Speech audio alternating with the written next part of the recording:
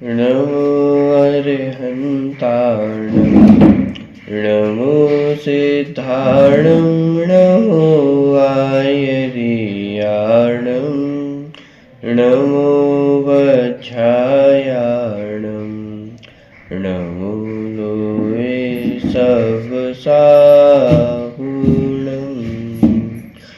मङ्गलं भगवान् वीरो मङ्गलं गौतमो गणी मङ्गलं कुन्दकुन्दाद्यो जैनधर्मोऽस्तु मङ्गलम्।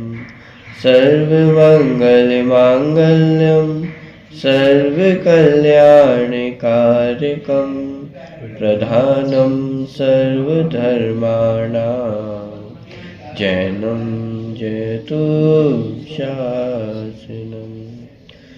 जीवमजीवं तवं जीवर्वसेन जेणणे तीर्थं देवेन्द्रविन्दवन्दं वन्दे तं सर्वदा शिरसा।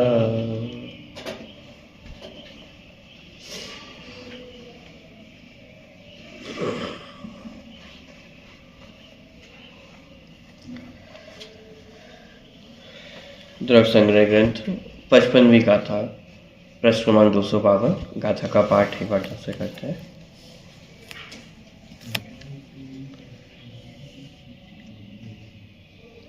जम किंच विचिन्तन्तो जम किंच विचिन्तन्तो ऋणीह वित्ति हवे जदा साहु लद्धूणयायेयत्तं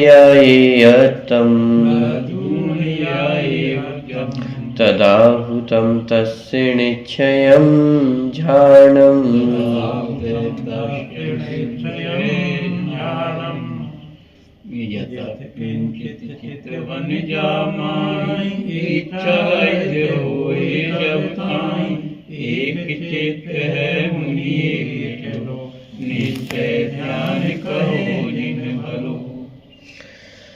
ध्याता ध्यान और ध्येय के लक्षण को स्पष्ट करते हुए ध्येय में एकत्व प्राप्त करके किसी भी पदार्थ का ध्यान करता हुआ साधु जब निष्प्रिय वृत्ति वाला होता है तब उसका वह ध्यान निश्चय ध्यान कहलाता है।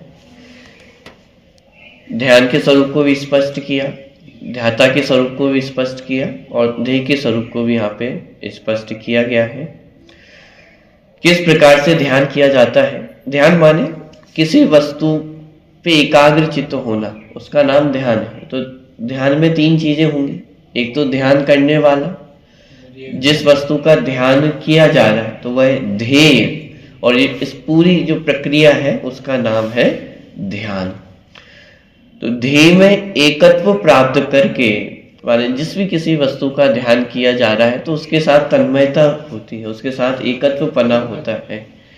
तो ध्येय में एकत्व प्राप्त करके किसी पदार्थ का ध्यान करता हुआ साधु जब निष्प्रिय वृत्ति वाला होता है, अब ये ध्याता का लक्षण कि ध्याता कैसा होता है?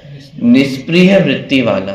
माने जिस समय जिस वस्तु का ध्यान कर रहा है तो उस समय उसके अलावा अन्य किसी भी पदार्थ की इच्छा नहीं रहती है। तो अन्य समस्त पदार्थों से वह कैसा हो जाता है? निष्प्रिय हो जाता है।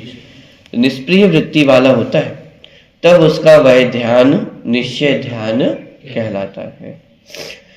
टीका की चर्चा अपन ने इसकी प्रारंभ की थी, थोड़ी चर्चा अपन ने की थी अंतिम बार, उसको पुनः पढ़ते हुए फिर अपन आगे बढ़ेंगे। टीका, उस समय में कहते हैं उसे उसका निश्चय ध्यान कहते हैं। एक एक शब्द को लेते हुए व्याख्या कर रहे हैं टीका की। तो तदा माने कालवाची है, उस समय में, आहु अर्थात कहते हैं, तम तस्य निश्चयम झाड़म माने उसे उसका निश्चय ध्यान कहते हैं। कब कहते हैं? ऋणीय वृत्ति हवे जदा साधु, जब साधु निष्प्रिय वृत्ति वाला होता है। इसका मतलब यदि ध्यान करते समय उस वस्तु के अलावा अन्य किसी वस्तु की माने वांछा यदि मन में जागृत हो जाती है तो ध्यान भंग हो गया है। ये निष्प्रय का आशा हुआ। हाँ, निष्प्रय वृत्ति। निष्प्रय नहीं हुआ। अंतिम अपन ने पढ़ा था तो उदाहरण दिया था बालक का। मोबाइल चलाते समय वह बालक निष्क्रिय वृत्ति वाला हो जाता है। मोबाइल चलाते समय वो मोबाइल से तन्मयता को प्राप्त होता है तो बाहर में उसे सर्दी गर्मी है, भूख प्यास है, मच्छर काट रहा है, उसके किसी वस्तु का उसे ध्यान नहीं रहता। अन्य चीज यदि उसके विकल्प में आ जाए तो मोबाइल का ध्यान भंग हो जाएगा।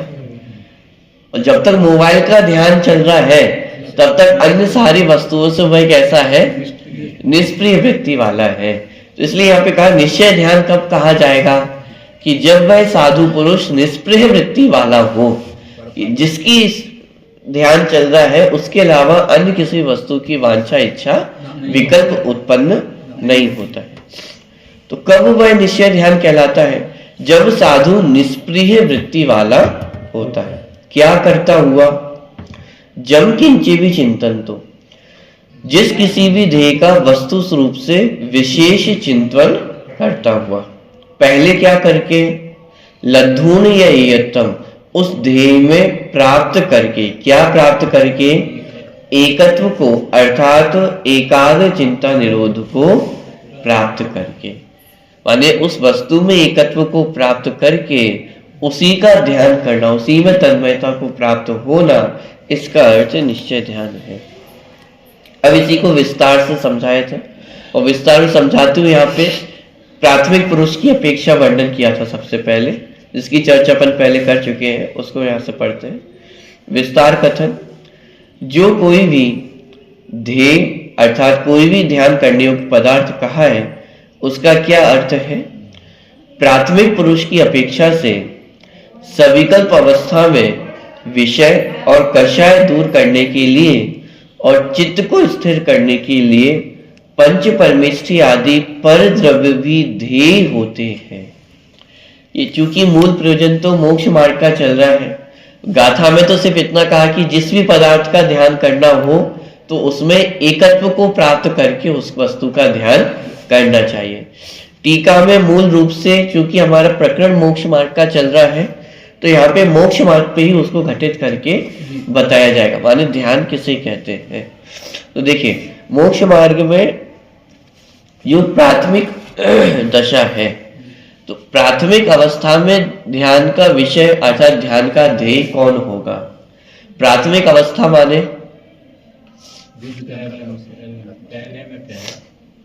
प्राथमिक अवस्था में जो मिथ्या दृष्टि जीव है, अब वह धीरे धीरे माने धर्म मार्ग में आगे बढ़ रहा है, जिसे सम्यक सन्मुख मिथ्या दृष्टि जीव भी कहा जाता है। तो ऐसा जीव जिसे रुचि जागृत हुई है, जो धर्म को मोक्ष मार्ग को समझने को तैयार हुआ है, तो ये प्राथमिक अवस्था है। अभी प्राथमिक अवस्था में किस अपेक्षा से वह व्यक्ति ध्यान के मार्ग में आगे बढ़ेगा उसको यहाँ पे स्पष्ट किया जा रहा है। अथवा दूसरी अपेक्षा ये प्राथमिक अवस्था माने सविकल्प अवस्था, दो अवस्था है। जब ध्यान की अवस्था में पहुंचेगा तब तो निर्विकल्प अवस्था में ही पहुंच जाएगा। तो उससे पहले होने वाली जो कोई भी अवस्था है उसे सविकल्प अवस्था कहा गया है। ठीक, दो प्रकार से अर्थ किया प्राथमिक अवस्था का। एक तो जो सम्यक सन्मुख मिथ्या दृष्टि जीव है वह प्राथमिक अवस्था में है, और दूसरा प्राथमिक अवस्था का अर्थ है सविकल्प अवस्था। तो ये सविकल्प अवस्था जब अर्थ करेंगे तो मुनिराज भी जब छठे गुण स्थान में है तो वे प्राथमिक अवस्था में कहलाए जाएंगे। ठीक है, तो देखिए प्राथमिक पुरुष की अपेक्षा से सविकल्प अवस्था में विषय और कषाय दूर करने के लिए और चित्त को स्थिर करने के लिए पंच परमेष्ठी आदि पर द्रव्य भी ध्येय होते हैं।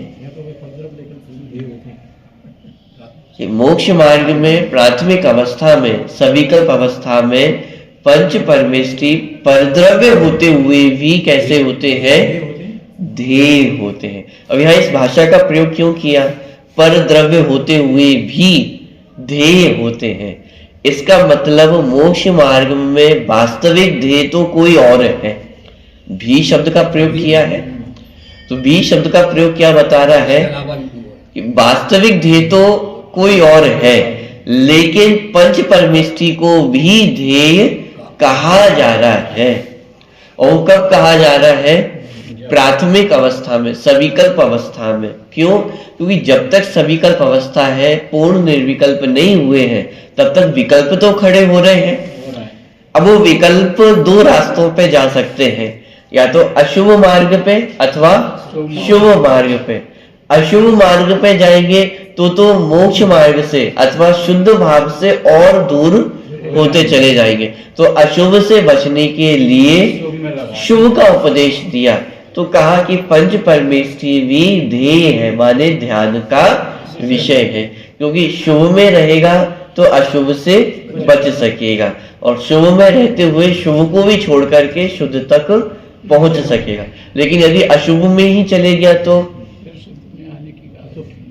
तो शुद्ध में जाने के सारे रास्ते बंद हो जाएंगे। तो इसीलिए प्राथमिक पुरुष की अपेक्षा से सविकल्प अवस्था में विषय और कषाय को दूर करने के लिए प्रयोजन क्या? पंच परमेष्ठी का ध्यान क्यों करना? विषय और कषायों को दूर करने के लिए पंच परमेष्ठी का ध्यान किया जाता है। लेकिन यदि हम पंच परमेष्ठी के आधार से भी विषय कषाय को बढ़ा लें तो पंच परमेष्ठी का ध्यान नहीं किया, देव शास्त्र गुरु के आधार से अपनी कषायों को बढ़ाए, अपने विषयों को बढ़ाने का साधन उन्हें बना ले, तो ये पंच परमेष्ठी का ध्यान नहीं है। और अपने अपने चित्त में टटोल करके देखें तो आज बहुसंख्यक पंच परमेष्ठी का ध्यान अथवा पंच परमेष्ठी की पूजन आराधना किस प्रयोजन से, किस लक्ष्य से कर रहे हैं? लौकिक वांछाओं की पूर्ति हो जाए, विषय सुख की जो इच्छाएं हैं वो पूरी हो जाए, इसी आधार से सारी चीजें चल रही हैं।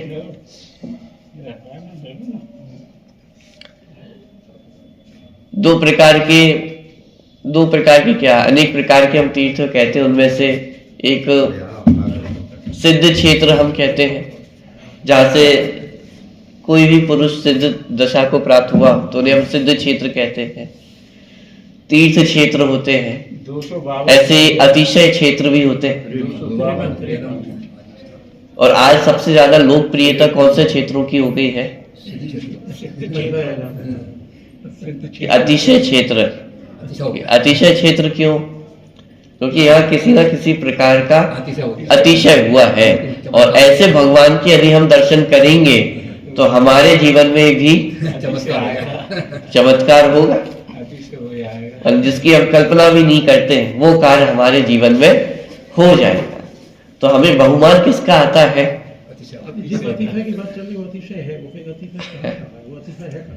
सिद्ध क्षेत्र है, तीर्थ क्षेत्र है, लेकिन सबसे ज्यादा बहुमान किसका आता है? अतिशय क्षेत्रों का। क्यों? क्योंकि अभी हम पंच परमेष्ठी की आराधना किस प्रयोजन से कर रहे हैं?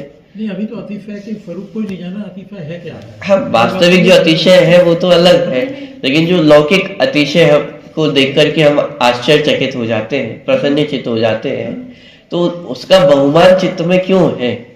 क्योंकि अभी विषय कषायों की अभी जो तीव्रता है वो कम नहीं हुई। अभी निरंतर हम यही चाहते हैं कि विषय कषायों की पूर्ति हो, और उन विषय कषायों की पूर्ति का साधन हमने किसे बना लिया है? अन्य लौकिक कार्यों को यदि हम कहेंगे कि मैं ये करता हूं तो थोड़ी छवि बिगड़ती है, तो हमने साधन किसको बना लिया है? कि देव शास्त्र गुरु को हमने साधन बना लिया है कि उससे दो कार्य सिद्ध हो जाएंगे। एक तो व्यक्ति धार्मिक है, सद्गृहस्थ है, ये टैग उसको मिल जाएगा, और दूसरी तरफ उसका काम भी बन जाएगा। तो इसलिए हमने इस मार्ग को अपना लिया कि देव शास्त्र गुरु के आधार से भी हम किसकी पूर्ति करना चाहते हैं? कि विषय कषायों की पूर्ति करना चाहते हैं। तो यहाँ पे ध्यान के प्रकरण को पढ़ करके हमें समझ में आता है कि ये वास्तव में पंच परमेष्ठी का ध्यान नहीं है। ये पंच परमेष्ठी की वास्तविक आराधना नहीं, क्योंकि पंच परमेष्ठी की आराधना तो किस लिए की थी कि विषय और कषाय को दूर करने के लिए, उनको बढ़ाने के लिए नहीं। यदि मूल में प्रयोजन ये बैठा हुआ है कि विषय बढ़ जाएंगे, इसका मतलब पंच परमेष्ठी की आराधना प्रारंभ ही नहीं हुई है। पंच परमेष्ठी का ध्यान तो अभी बहुत दूर है, अभी तो पंच परमेष्ठी का जो स्वरूप है वही हमारे ख्याल में नहीं है। तो पंच परमेष्ठी की आराधना तो विषय और कषायों को दूर करने के लिए है, विषय और कषायों को बढ़ाने के लिए नहीं। तो विषय और कषाय को दूर करने के लिए और चित्त को स्थिर करने के लिए। सीधी सी बात है, जब तक चित्त विषय कषायों में उलझेगा तब तक चित्त स्थिर नहीं रह सकता है, क्योंकि जीव की इच्छाएं अनंत है। एक इच्छा को पूरी करने जाएगा तो दूसरी अनंत इच्छाएं तुरंत खड़ी रहती है। तो इसलिए जब तक इन इच्छाओं की पूर्ति में लगा रहेगा, विषय कषायों की पूर्ति में लगा रहेगा, तब तक चित्त स्थिर नहीं हो सकता है। हाँ, यदि इच्छा एक होती और एक इच्छा की पूर्ति हो जाती तो चित्त स्थिर होने की संभावना बन सकती थी। लेकिन समस्या ये है कि इच्छा एक नहीं है। भले कहता है कि बस एक ही इच्छा शेष है, लेकिन वास्तव में एक इच्छा शेष रहती नहीं है ना। एक इच्छा पूरी हो जाए तो तुरंत दूसरी कितनी सारी इच्छाएं खड़ी रहती ही है, और जब तक इच्छाएं खड़ी रहेंगी तो उनको पूरा करने का विकल्प खड़ा रहेगा। अब उसमें समस्या भी ये है कि जितनी इच्छाएं हैं विकल्प उतने हैं, लेकिन उतने विकल्पों की पूर्ति होती है क्या? कि जितनी इच्छाएं हैं उतने विकल्पों की पूर्ति नहीं होती है। तो अभी दूसरा विकल्प, दूसरी टेंशन खड़ी हो जाती है कि ये इच्छा मेरी पूरी नहीं हो रही है। तो चित्त तो अस्थिर हो ही रहा है ना। इच्छा पूरी हो जाए तो भी चित्त अस्थिर है, और इच्छाएं पूरी नहीं हो रही है तो चित्त अस्थिर है ही। माने दोनों ही कंडीशन में चित्त स्थिरता को प्राप्त नहीं होता है, और अस्थिर चित्त से आत्मा का लक्ष्य करना संभव नहीं है। तो इसलिए यहाँ पे पंच परमेष्ठी के ध्यान करने की प्रेरणा दी। क्यों? क्योंकि पंच परमेष्ठियों ने अपनी समस्त इच्छाओं का निरोध किया, तो उन्होंने वो हमें मार्ग प्रशस्त किया है कि किस प्रकार से इच्छाओं का निरोध करके हम भी अपने चित्त को स्थिर कर सकते हैं। तो जब ऐसे पंच परमेष्ठी का ध्यान हम करते हैं तो हम उनके स्वरूप का विचार करते हैं, क्योंकि अभी सविकल्प अवस्था की बात चल रही है, और सविकल्प अवस्था में क्या होगा? पंच परमेष्ठी का ध्यान करना मतलब उनके स्वरूप का विचार करना। जब हम नमोकार मंत्र पढ़ते हैं, नमो अरहंताणम नमो सिद्धाणम, ये भी ध्यान है। पहले अपन पढ़ के आए पदस्थ ध्यान के अंतर्गत 35 अक्षर का ध्यान करना, 5 अक्षर का, 4 अक्षर का, 3 अक्षर का, 2 का, 1 का, ये सब अपन ध्यान के स्वरूप में पढ़ करके आए हैं। तो एक एक पद के माध्यम से हम ध्यान कर रहे हैं, और ध्यान करने का अर्थ उनके स्वरूप का विचार करना। नमो अरहंताणम, तो अरहंत परमेष्ठी का जो स्वरूप है वो हमारे ख्याल में आना। नमो सिद्धाणम, तो जो सिद्ध भगवान का स्वरूप है वो हमारे ख्याल में आना, इसका अर्थ ध्यान है। नमोकार मंत्र पढ़ते पढ़ते निर्विकल्प हो जाना कि मैं तो कुछ भी नहीं सोचता हूं, कि ये निर्विकल्पता नहीं है। क्योंकि जिस समय आप नमोकार मंत्र पढ़ रहे हैं उस समय आप निर्विकल्प तो नहीं हो सकते हैं, रहेगी तो सविकल्प अवस्था ही। तो सविकल्प अवस्था में क्या करना? या तो एक ऑप्शन ये है कि नमोकार मंत्र भी चल रहा है और मन में कोई और विषय कषायों के विकल्प भी चल रहे हैं, घर का विकल्प चल रहा है। कभी कभी ऐसा होता है 9 बार नमोकार मंत्र पढ़ भी लेते हैं और हमें पता ही नहीं चलता कि कब 9 बार पढ़ लिया है। कभी कभी ऐसा लगता है कि अभी 9 बार हो गया कि अभी तो 3 बार ही पढ़ा है। यही स्वाद यहाँ बैठे आधे घंटे में क्या पढ़ा एक लाइन के बाद दूसरी लाइन आती रहती है। 45 मिनट कहाँ निकल जाते हैं पता ही नहीं चलता है। क्यों? क्योंकि उपयोग कहीं और है। तो इसका मतलब सविकल्प अवस्था में विकल्प तो चलेंगे, यहाँ ध्यान के माध्यम से बुद्धि पूर्वक उन विकल्पों को यहाँ स्थिर किया जा रहा है।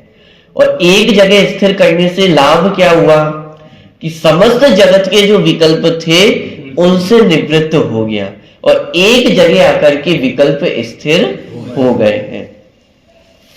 तो सविकल्प अवस्था में विषय और कषायों को दूर करने के लिए और चित्त को स्थिर करने के लिए पंच परमेष्ठी आदि पर द्रव्य भी ध्येय होते हैं। आगे तत्पश्चात जब अभ्यास के वश से चित्त स्थिर हो जाता है तब शुद्ध बुद्ध एक स्वभावी निज शुद्धात्मा का स्वरूप ही ध्येय होता है। अब देखिए, आप भाषा का प्रयोग भी देखना। जब पंच परमेष्ठी को ध्येय कहा तब किस शब्द का प्रयोग किया था? पंच परमेष्ठी आदि पर द्रव्य भी ध्येय होते हैं।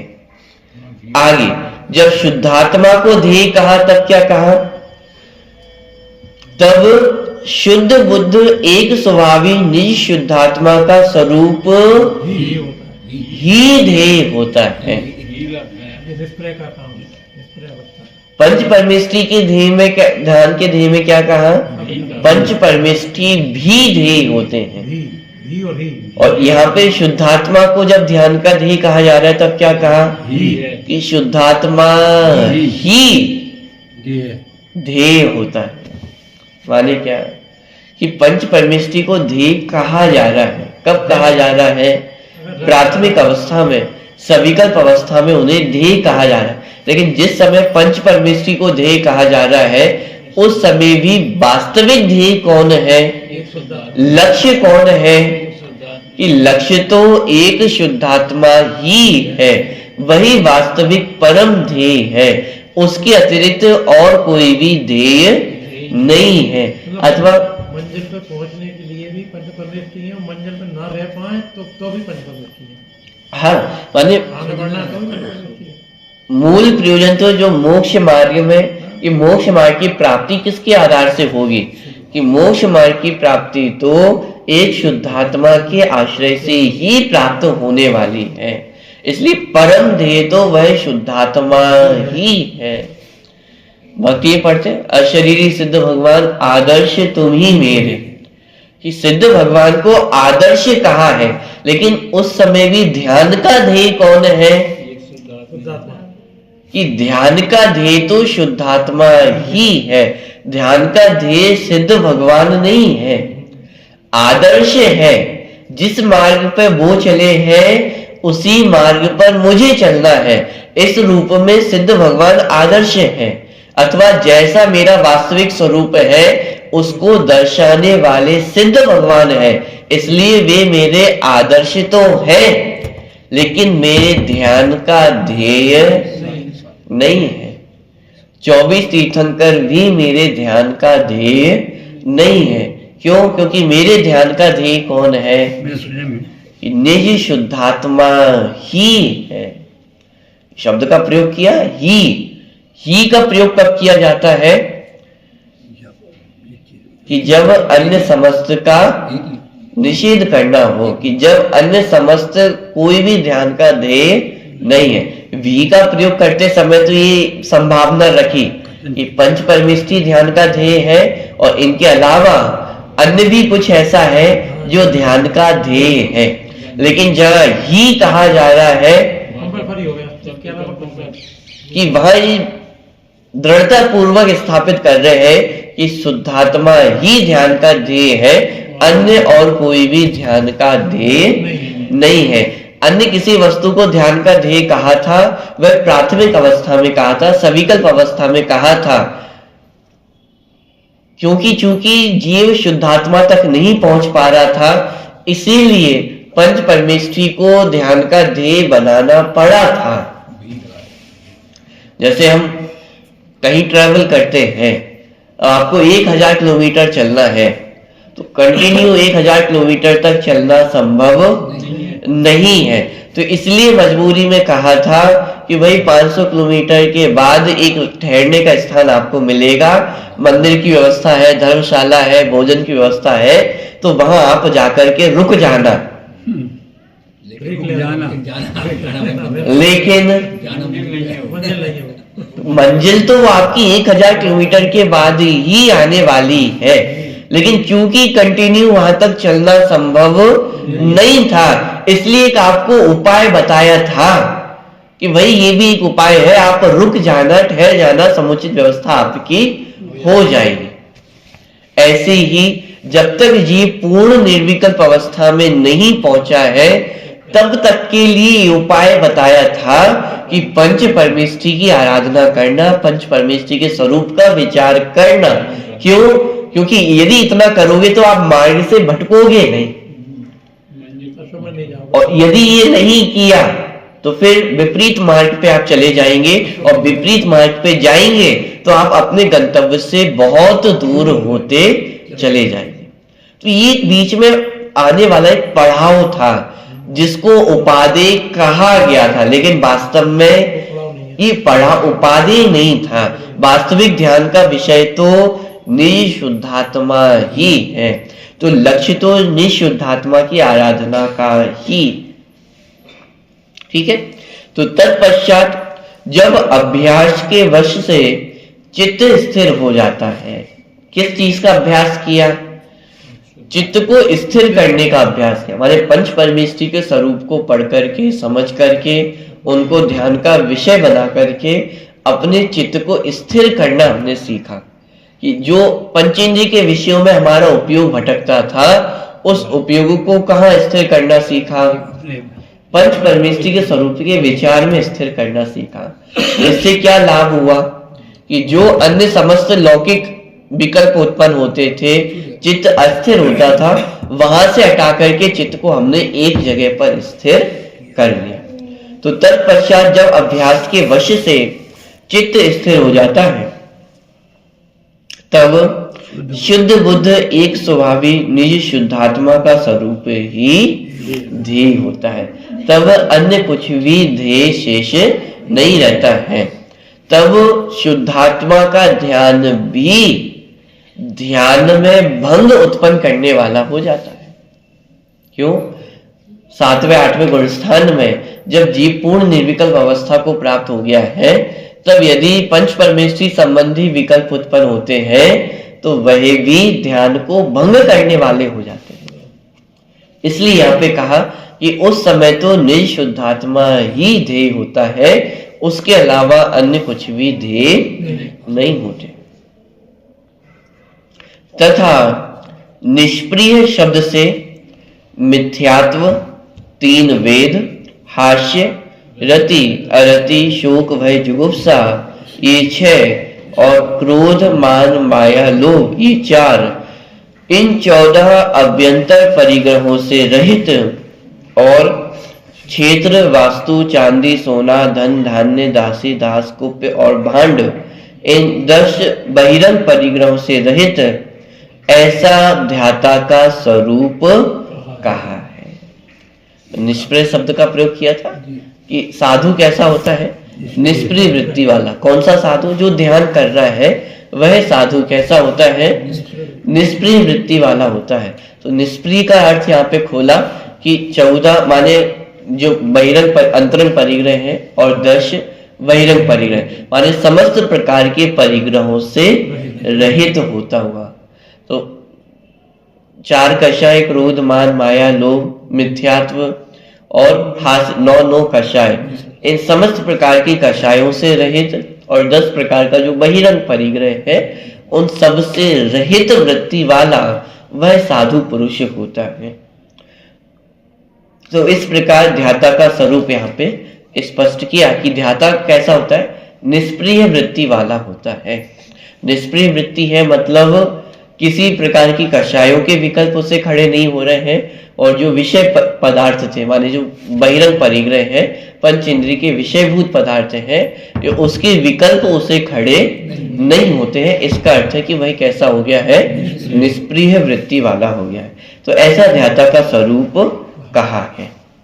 आगे एकाग्र चिंता निरोध पद से पूर्वोक्त भिन्न भिन्न प्रकार के ध्येयभूत ध्यान करने योग्य पदार्थों में स्थिरता को, निश्चलता को ध्यान का लक्षण कहा है। ये ध्यान का लक्षण। ध्यान कैसा होना चाहिए?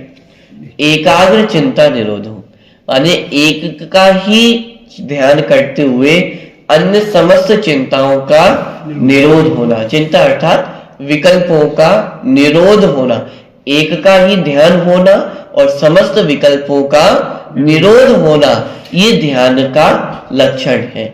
और यदि एक का ध्यान करते हुए अन्य विकल्प खड़े हो जाते हैं, इसका मतलब वह वास्तविक ध्यान नहीं है। ठीक है, तो एकाग्र चिंता निरोध अर्थात पूर्वोक्त भिन्न भिन्न प्रकार के ध्येयभूत ध्यान करने योग्य पदार्थों में स्थिरता को, निश्चलता को ध्यान का लक्षण कहा है।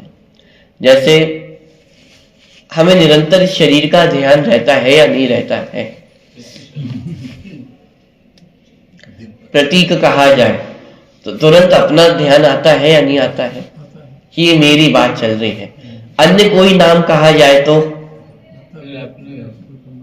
साहब ये मेरी बात नहीं, और जहां प्रतीक शब्द आया ये मेरी बात है।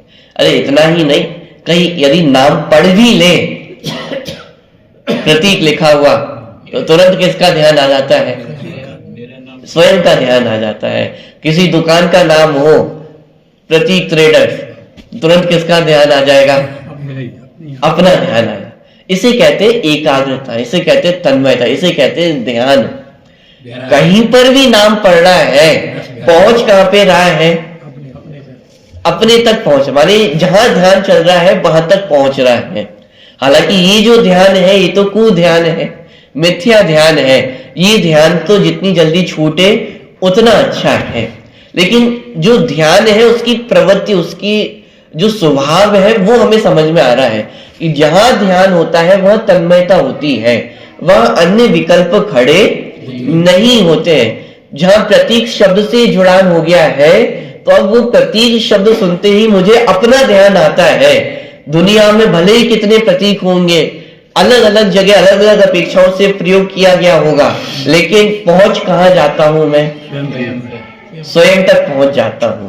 ये ध्यान की प्रकृति है कि वो एकाग्रता को प्राप्त होती है, तन्मयता को प्राप्त होती है। ऐसे ही शुद्धात्मा, ये शब्द पढ़ते ही किसकी याद आती है? कि साहब 24 तीर्थंकरों की तो याद आती है, लेकिन इसकी याद आती है या नहीं आती है? शुद्धात्मा पढ़ते ही कुंद कुंद आचार्य की याद आती है, समय सारजी ग्रंथ याद आता है, लेकिन शुद्धात्मा याद आता है या नहीं आता है? इसका मतलब अभी शुद्धात्मा हमारे ध्यान का विषय नहीं है, अभी तो ये शरीर ही हमारे ध्यान का विषय बना हुआ है। बात पकड़ में आ रही है? तो ध्यान का लक्षण एकाग्र चिंता निरोधो ध्यानम, माने एकाग्रता होना, किसी एक वस्तु के प्रति ही एकाग्रता होना और समस्त अन्य चिंताओं का, अन्य विकल्पों का निरोध होना, उसका नाम ध्यान है। अब स्वयं हम विचार करें, हमें किसका ध्यान चल रहा है और किसका ध्यान चलना चाहिए। यदि जिसका ध्यान चलना चाहिए उसी का ध्यान चल रहा है तो कोई समस्या ही नहीं। लेकिन यदि इसमें एकता नहीं है, ध्यान किसी और वस्तु का चल रहा है और जिसका ध्यान चलना चाहिए वो तो अभी ख्याल में ही नहीं है, तो अभी थोड़ी स्थिति गड़बड़ है और इस स्थिति को सुधारने की आवश्यकता है। तो स्वयं को ही हमें विचार करना होगा। ठीक है, तो एकाग्र चिंता निरोध पद से पूर्वोक्त भिन्न भिन्न प्रकार के ध्येयभूत ध्यान करने योग्य पदार्थों में स्थिरता को, निश्चलता को ध्यान का लक्षण कहा है। निश्चय शब्द से प्राथमिक पुरुष की अपेक्षा से व्यवहार रत्नत्रय को अनुकूल ऐसा निश्चय समझना और जिसका योग निष्पन्न हुआ है, ऐसे पुरुष की अपेक्षा से शुद्धोपयोग रूप विवक्षित एक देश शुद्ध निश्चय नय समझना, विशेष निश्चय नय का कथन आगे करेंगे। तो आगे भी बहुत सुंदर गाथा आने वाली है, आप सभी को हो सकता है याद भी हो कि जो ध्यान का एक स्वरूप स्पष्ट किया जाता है। ध्यान माने क्या कि ना कुछ चिंतन करना, ना कुछ विचार करना, ध्यान में ना चिंतन करना है ना बोलना है। इस तरह की बहुत सुंदर गाथा 56वीं नंबर की गाथा वो आगे आने वाली है, जिसमें विशेष रूप से जो निश्चय ध्यान का वर्णन है उसको प्रकाशित किया जाएगा। इसलिए यहाँ पे जो एक देश शुद्ध निश्चय नहीं की बात है उसको यहाँ पे लिया गया है। तो वह निश्चय शब्द से प्राथमिक पुरुष की अपेक्षा से व्यवहार रत्नत्रय को अनुकूल ऐसा निश्चय समझना। माने यहाँ पे जो निश्चय ध्यान कहा जा रहा है उस निश्चय ध्यान का अर्थ ये है कि जो व्यवहार रत्नत्रय है उसके अनुकूल हो, माने जिसके आधार से व्यवहार रत्नत्रय चलता है, व्यवहार रत्नत्रय में दोष उत्पन्न ना हो, ऐसे ध्यान को यहाँ पे निश्चय ध्यान कहा जा रहा है।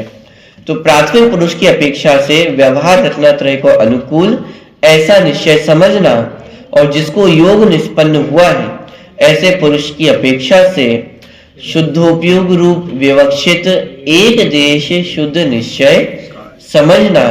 विशेष निश्चय का कथन तो आगे करेंगे। आगे मतलब 56वीं नंबर की गाथा में विशेष उसका कथन तो आगे आने ही वाला है, माने निश्चय ध्यान का क्या स्वरूप है उसका विशेष कथन 56वीं गाथा में आगे करेंगे ही।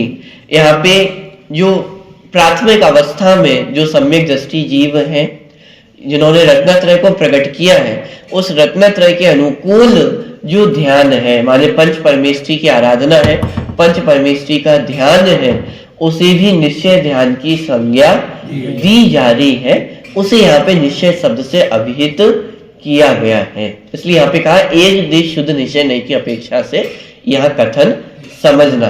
तो एक देश शुद्ध निश्चय नहीं की अपेक्षा से मतलब पंच परमेष्ठी की आराधना भूत जो ध्यान है उसे यहाँ पे निश्चय ध्यान कहा जा रहा है। और यह कहा जा रहा है कि उन पंच परमेष्ठी की आराधना में ही चित्त का स्थिर होना, उसे ही ध्यान कहना। यदि पंच परमेष्ठी की आराधना में अन्य विकल्प खड़े हो रहे हैं तो वो वास्तव में ध्यान नहीं है। पंच परमेष्ठी के स्वरूप का ही विचार होना, उसी में एकाग्रता होना, उसी में तन्मयता होना, ये वास्तव में निश्चय ध्यान यहाँ पे कहा जा रहा है। विशेष रूप से निश्चय ध्यान की चर्चा 56वीं गाथा में आएगी, जहां पर इसका भी निषेध हो जाएगा, जहां पर चिंतन भी शेष नहीं रहेगा। क्योंकि जब तक चिंतन चल रहा है तब तक विकल्प खड़े हैं, तो वास्तविक ध्यान तो वह भी नहीं है। तो मूल जो उत्कृष्ट ध्यान की अवस्था है उसका वर्णन तो आगे की 56वीं गाथा में आने वाला है, जिसका उल्लेख यहाँ पे टीकाकार ने भी किया कि विशेष निश्चय का कथन तो आगे करेंगे। अभी एक देश शुद्ध निश्चय नहीं की अपेक्षा से ध्यान का वर्णन किया, जिसके अंतर्गत पंच परमेष्ठी के ध्यान को निश्चय ध्यान कहा जा रहा है। इस प्रकार ये जो 55वीं गाथा है इसका पूरा सूत्रार्थ हुआ। तो इस गाथा में मूल रूप से ध्यान का स्वरूप, ध्याता का स्वरूप और ध्येय का स्वरूप, इन तीनों बातों को स्पष्ट किया था। अब आगे चलकर के वो वास्तविक ध्यान कैसा होता है उसकी चर्चा 56वीं गाथा में आगे करेंगे।